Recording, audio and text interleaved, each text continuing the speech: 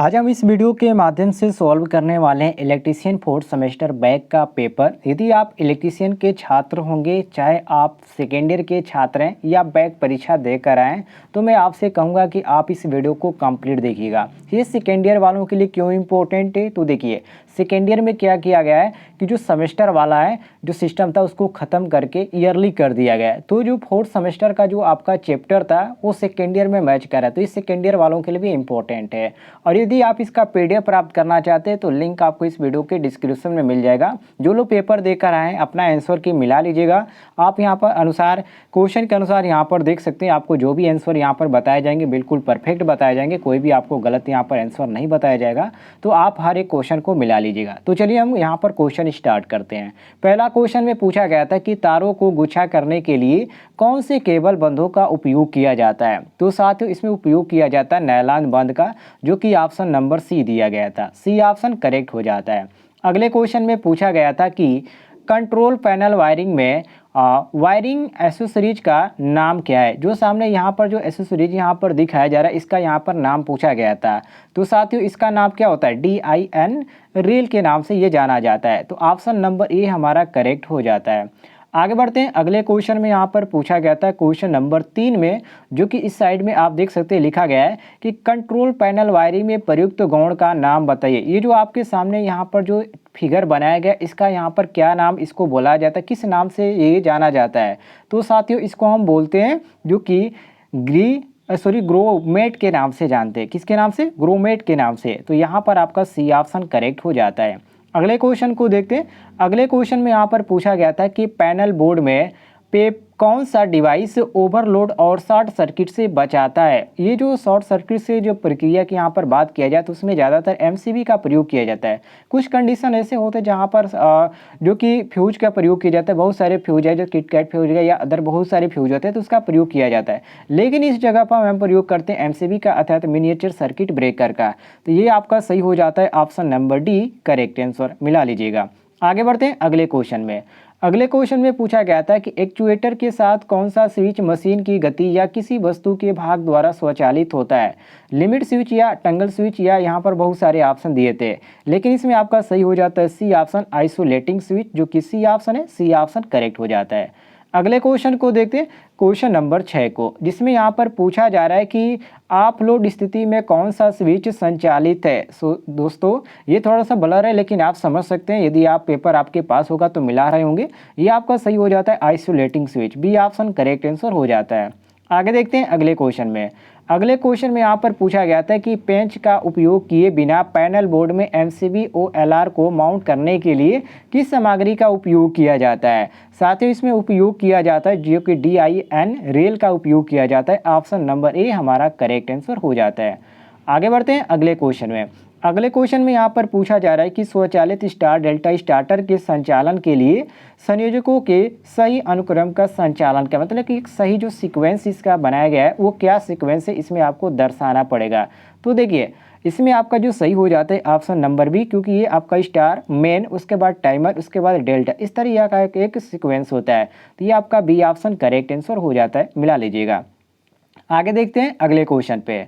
अगले क्वेश्चन में यहाँ पर पूछा गया था कि नियंत्रण ट्रांसफार्मर मतलब कंट्रोल ट्रांसफार्मर, ठीक है, इस तरह पकड़ सकते हैं। कंट्रोल ट्रांसफार्मर के साथ नियंत्रण पैनल क्यों प्रदान किया जाता है, मतलब कि जो कंट्रोल ट्रांसफार्मर होता है उसके बाद कंट्रोल पैनल का उपयोग क्यों किया जाता है, इसका यहाँ पर रीजन आपको बताना आता है। तो देखिए सहायक सर्किट संचालित करने के लिए प्रयोग किया जाता है। तो ये आपका सही हो जाता है ऑप्शन नंबर बी, बिल्कुल करेक्ट आंसर। बी ऑप्शन हम करेक्ट मारेंगे। अगले क्वेश्चन को देखते हैं क्वेश्चन नंबर 11 पे, जिसमें क्वेश्चन नंबर 11 में पूछा गया था कि एक कंट्रोल पैनल वायरिंग में PVC चैनल का उपयोग क्या है। साथियों PVC चैनल का उपयोग पूछा गया है, तो इसमें आपका उपयोग इसलिए किया जाता है क्योंकि बिजली के तार और जो सुरक्षा होता है उसके लिए सस्ता होता है। ये आपका सी ऑप्शन करेक्ट हो जाता है। क्वेश्चन नंबर 12 को देखते हैं। क्वेश्चन नंबर 12 में यहाँ पर पूछा गया था कि कंट्रोल पैनल वायरिंग में DIN रेल का उपयोग क्या है। जिसका उपयोग होता है साथियों जो कि स्क्रू के बिना नियंत्रण सामग्री लाने में, जो कि यहाँ पर डी ऑप्शन दिया गया है। तो डी ऑप्शन हमारा करेक्ट आंसर हो जाता है। अगले क्वेश्चन को देखते हैं, जिसमें यहाँ पर पूछा गया कि कौन सी डिवाइस अनुक्रमिक नियंत्रण प्रणालियों में संचालन को नियंत्रित करती है। तो इसमें कौन सी युक्ति है, तो इस युक्ति को हम टाइमर के नाम से जानते हैं। ये आपका ए ऑप्शन करेक्ट हो जाता है, मिला लीजिएगा। अगले क्वेश्चन को देखते हैं, क्वेश्चन नंबर 14 में यहाँ पर पूछा गया था कि कंट्रोल पैनल वायरिंग का में उपयोग किए जाने वाले नियंत्रण ट्रांसफार्मर का उद्देश्य क्या है, मतलब कि ये किस उद्देश्य से यहाँ पर उपयोग किया जाता है इसमें। तो देखिए, सहायक सर्किट को बिजली की आपूर्ति प्रदान करने के लिए ये किया जाता है, जो कि यहाँ पर बी ऑप्शन मैच कर रहा है, तो हम बी ऑप्शन करेक्ट मारेंगे। आगे देखते हैं अगले क्वेश्चन में। क्वेश्चन नंबर 15 में पूछा गया था कि प्रारंभिक बिजली उत्पादन कौन सा है, पवन शक्ति उत्पादन या ज्वारीय शक्ति या सौर शक्ति या यहाँ पर उष्मीय शक्ति दिया गया था। लेकिन इसमें आपका डी ऑप्शन सही हो जाता है, उष्मीय शक्ति उत्पादन। ध्यान रखिएगा, डी ऑप्शन करेक्ट हो जाता है। अगले क्वेश्चन को हम देखते हैं क्वेश्चन नंबर 16 में, जिसमें यहाँ पर पूछा गया क्वेश्चन नंबर 16 में कि सौर सेल में किस सामग्री का उपयोग किया जाता है, सिलिकॉन का, तांबा का, एंटीमनी का या फास्फोरस का। तो साथियों यहाँ पर आपका सही हो जाता है ए ऑप्शन, जो कि सिलिकॉन का इसमें उपयोग किया जाता है। किस चीज़ का, सिलिकॉन का, ध्यान रखिएगा। अगले क्वेश्चन को हम देखते हैं क्वेश्चन नंबर 17 में, जिसमें पूछा गया गैर पारंपरिक ऊर्जा स्रोत कौन सा है, हवा, बायोगैस या भाप या डीजल। तो साथियों इसमें आपका सही हो जाता है ऑप्शन नंबर ए अर्थात हवा। ए ऑप्शन हम करेक्ट आंसर मारेंगे। अगले क्वेश्चन को हम देखते हैं क्वेश्चन नंबर 18 को, जिसमें यहाँ पर पूछा जा रहा है कि ऊर्जा का प्राकृतिक स्रोत कौन सा है। ऊर्जा का प्राकृतिक स्रोत होता है दोस्तों सूर्य, जो कि ए ऑप्शन दिया गया है, सही हो जाता है ए ऑप्शन। नेक्स्ट क्वेश्चन को देखते हैं, जिसमें पूछा गया है कि ऊंचे हेड वाले हाइड्रो इलेक्ट्रिक पावर प्लांट में किस टरबाइन का उपयोग किया जाता है। तो साथियों इसमें उपयोग किया जाता है आवेग टरबाइन का। किसका, आवेग टरबाइन का। बी ऑप्शन हमारा सही हो जाता है। आगे देखते हैं हम अगले क्वेश्चन को। अगले क्वेश्चन में यहाँ पर पूछा गया कि पन बिजली स्टेशनों में पेन स्टॉक का कार्य क्या है। इसमें दोस्तों पेन स्टॉक का जो कार्य होता है वो होता है बिजली घर से दूर पानी ले जाना। पेन स्टॉक का यही कार्य होता है। ये आपका सही हो जाता है सी ऑप्शन, ठीक है, ध्यान रखिएगा। आगे बढ़ते हैं हम क्वेश्चन नंबर 21 पे, जिसमें पूछा गया था कि स्टीम पावर स्टेशन में बॉयलर का उद्देश्य क्या है। साथियों बॉयलर जो इसमें लगा होता है उसका उद्देश्य ये होता है कि पानी को भाप में परिवर्तन करे, ये इसके द्वारा ये कार्य होता है। तो हम सी ऑप्शन करेक्ट मारेंगे। जिन छात्रों ने पेपर दिया, जिन्होंने सी ऑप्शन मारा, उनका करेक्ट हो जाता है। क्वेश्चन नंबर 22 को देखते हैं, जिसमें पूछा गया था कि परमाणु रिएक्टर में नियंत्रण छड़ के रूप में किस सामग्री का उपयोग किया जाता है। साथियों इसमें उपयोग किया जाता है कैडमियम का, जो कि यहाँ पर सी दिया गया है, तो हम सी ऑप्शन करेक्ट मारेंगे। सी ऑप्शन मिला लीजिएगा। अगले क्वेश्चन को हम देखते हैं क्वेश्चन नंबर 23 को, जिसमें पूछा जा रहा है कि जैव द्रव्यमान का अवशेष कौन सा है। जैव द्रव्यमान का दोस्तों अवशेष जो होता है उसको हम किस नाम से जानते हैं, तो घोर स्लरी के नाम से जानते हैं। ये ऑप्शन सही हो जाता है, मिला लीजिएगा।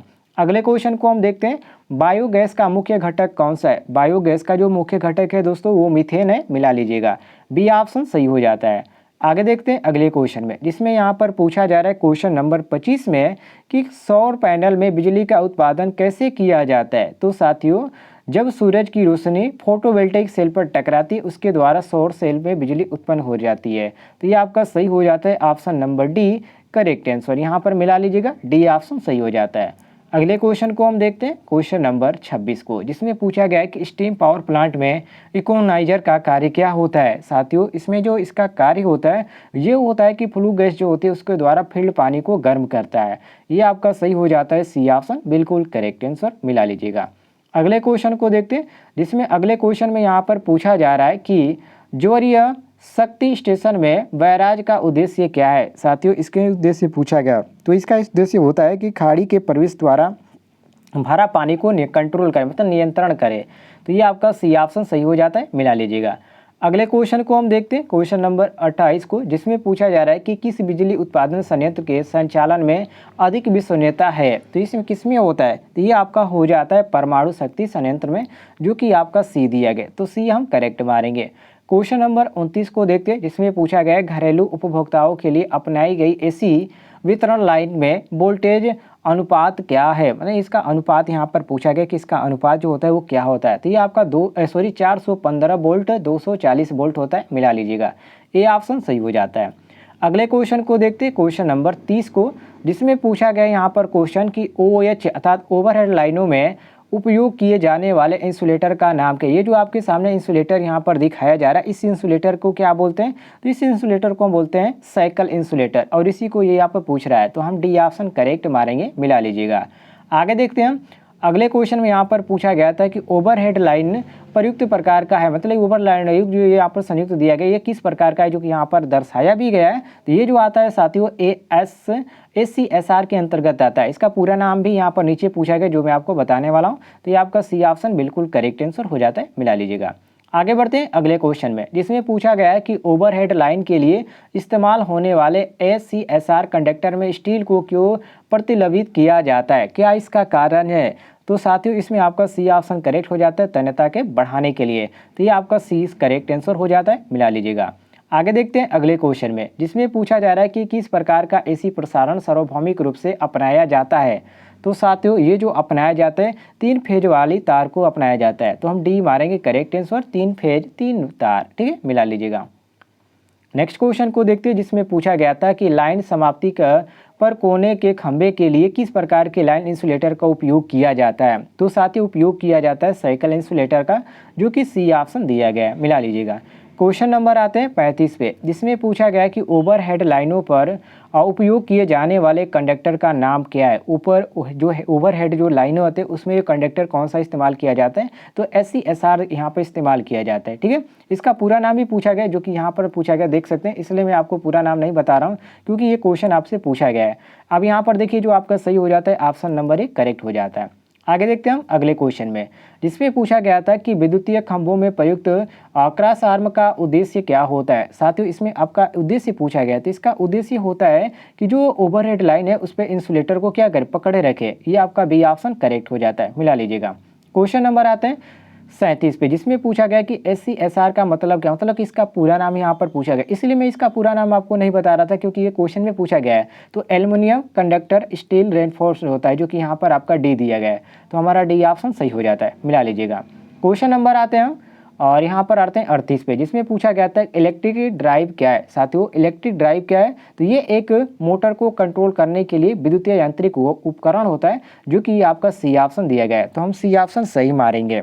आगे देखते हैं हम अगले क्वेश्चन पे, जिसमें पूछा गया है कि डायनामिक्स और ट्रांजिस्टर्स के अनुसार ड्राइव का वर्गीकरण कौन सा है। इसमें आपका सही हो जाता है ऑप्शन नंबर डी, जो कि परिवर्तनीय स्थिति नियंत्रण ड्राइव के नाम से जाना जाता है। डी ऑप्शन हम सही मारेंगे। आगे बढ़ते हैं क्वेश्चन नंबर और यहाँ पर आते हैं क्वेश्चन नंबर 40 पे, जिसमें पूछा गया कि इलेक्ट्रिक ड्राइव सिस्टम में किस प्रकार मॉड्यूलेटर का उपयोग किया जाता है। साथियों इसमें जो उपयोग किया जाता है एक साइक्लो कन्वर्टर्स के रूप में उपयोग किया जाता है। तो ये आपका ए ऑप्शन सही हो जाता है, मिला लीजिएगा।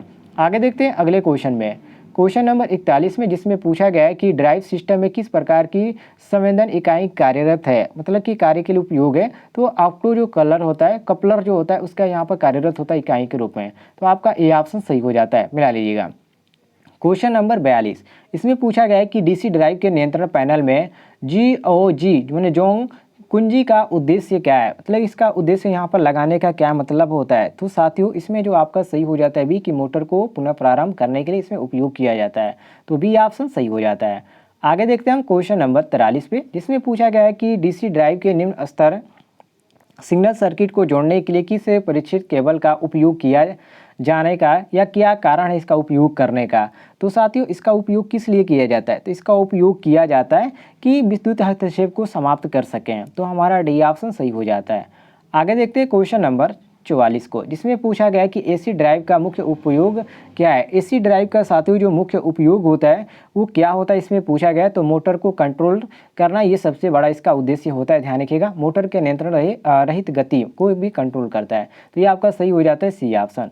क्वेश्चन नंबर 45 को देखते हैं, जिसमें पूछा गया था कि हाई स्पीड ऑपरेशन के लिए एसी ड्राइव बेहतर क्यों है, क्यों इसको बेहतर माना जाता है। तो साथियों इसमें आपका कोई भी ब्रश और कंपटीशन नहीं, इसलिए इसको बेहतर माना जाता है। तो हम डी ऑप्शन सही मारेंगे। आगे देखते हैं हम क्वेश्चन नंबर 46 में, जिसमें पूछा गया है कि ड्राइव में पहले क्वाइंट का सिंगल क्वाइंट जोड़ा जाता है, संचालन किसके द्वारा होता है। तो ये संचालन जो होता है साथियों किसके द्वारा होता है, तो ये होता है अपकेंद्री पंप के द्वारा, मिला लीजिएगा।